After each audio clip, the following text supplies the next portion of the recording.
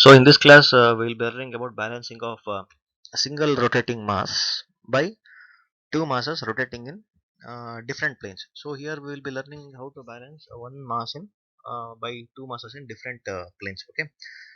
So by introducing a single mass in balancing mass in same plane of rotation as that of disturbing mass, the centrifugal forces are balanced. That we have studied in our previous case. So in other words, the two forces are equal in magnitude and opposite in direction. So by this type of arrangement for balancing gives rise to a couple which tends to rock the shafts in its bearings. So therefore, in order to put the system in complete balance, two balancing masses are to be placed in two different planes parallel to the plane of rotation of the disturbing mass to ensure complete balance. So in this regard, there are two cases. So there are two types. One is the first type is when the plane of the disturbing mass lies in between the planes of two balancing masses. So we can see the figure. So this M is the disturbing mass. So when the plane of the disturbing mass, so this is a disturbing mass, lies in between the planes of two balancing masses. So it means that this disturbing mass is exactly at the center. It lies in between the planes of two balancing masses. So here M1, M2 are the two balancing masses. So this is the first condition when the disturbing mass is exactly at the center. So this disturbing mass M is located in plane A. M1 is located in plane L. M2 is located in plane M. So this overall length is L, and L1 is the distance between plane L and plane M. L2 is the distance between plane M and plane A and plane M. So this is the top view which we can see the position of different masses at different locations. So first thing as I told, so we consider disturbing mass M which is lying in plane A to be balanced by two rotating masses. Which are two rotating masses? That is M1 and M2 lying in two different planes, that is plane L and plane M as shown in the figure. So the corresponding radius of rotations are R, R1 and R2. That is plane A, plane L and plane M respectively. We can see R radius of rotation R1 and R2 correspondingly for M, M1 and M2.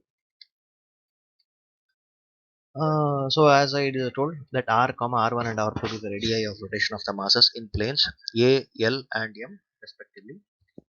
So as I told that L1 is a distance between planes A and L, L2 is a distance between plane A and M, L is a distance between plane L and plane M.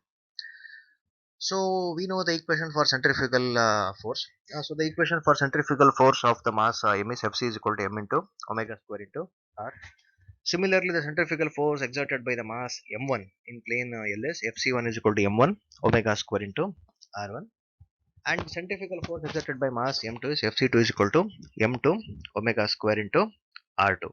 So these are the corresponding centrifugal forces of mass M, M1 and M2 respectively.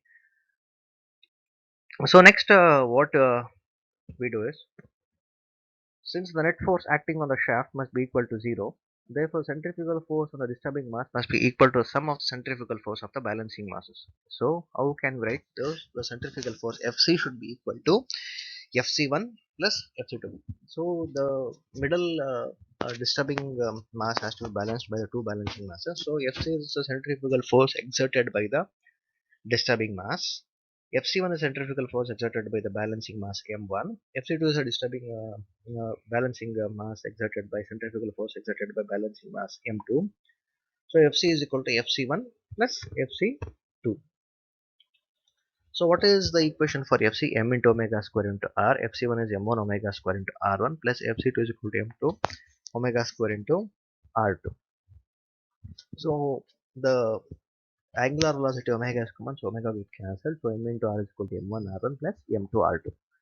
So this is your equation number 1. So next I have to take the lengths along the plane. So what I do is, now in order to find the magnitude of the balancing force in the plane L, or the dynamic force at the bearing Q of a shaft, take moments about P, which is the point of intersection of the plane M and the axis of rotation. Therefore, Fc1 into L, length is equal to Fc into L. What is Fc1? M1 omega square into R1 into L. What is Fc2? M into omega square into R into L2. So omega get cancelled. So M1 R1 into L is equal to M into R into L2.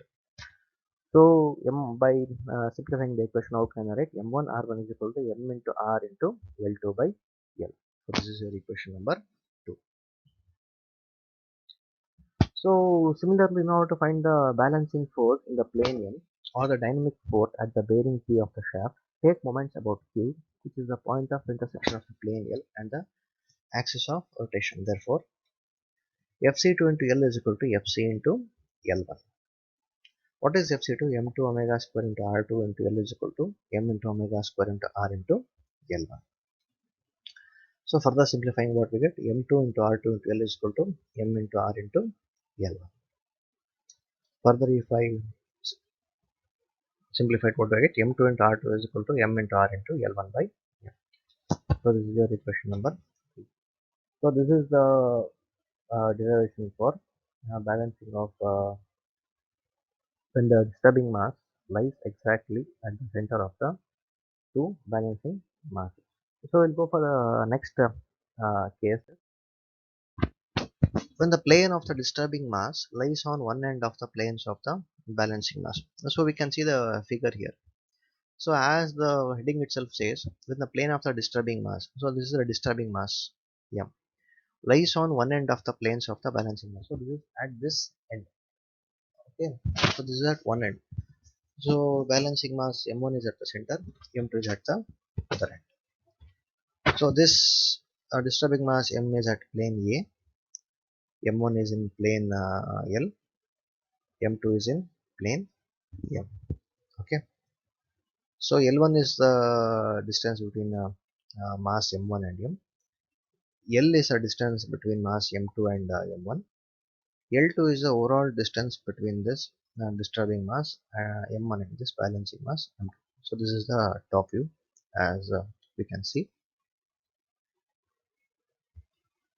So in this case, the mass M lies in the plane A and the balancing mass lies in planes L and M as shown in the figure. The following conditions must be satisfied in order to balance the system. So what are the conditions? That is, Fc, this centrifugal force of the disturbing mass, plus Fc to the centrifugal force of this balancing mass M2 should be equal to centrifugal force of this balancing mass M1, which is exactly at the center. So Fc1 is equal to Fc plus Fc. So if I rotate it, what is Fc? M into omega square into R. What is Fc2? M2 omega square into R2. What is Fc1? M1 omega square into R1. Omega gets cancelled. So M into R plus M2 R2 is equal to M1 into R1. So this is your equation number 1. So further, for taking the moments as we did for the previous case. Now to find the balancing force in the plane L, or the dynamic force at the bearing Q of a shaft, take moments about P, which is the point of intersection of plane M and the axis of rotation. Therefore, Fc1 into L is equal to Fc into L2. What is Fc1? M1 omega square into R1 into L. What is Fc? M into omega square into R into L2. Omega gets cancelled. So M1 R1 into L is equal to M into R into L2.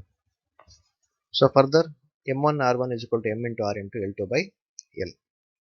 So this is your equation number 2. So similar to find the balancing force in plane M, or the dynamic force at the bearing P of the shaft, take moments about Q, which is the point of intersection of the plane L and the axis of rotation. Therefore, Fc2 into L is equal to Fc into L1. What is Fc2? M2 omega square into R into L is equal to, what is Fc? M into omega square into R into L1. Omega gets cancelled. So M2 into R2 into L is equal to M into R into L1. So m2 into r2 is equal to m into r into L1 by L. So this is your equation number. So this completes the derivation.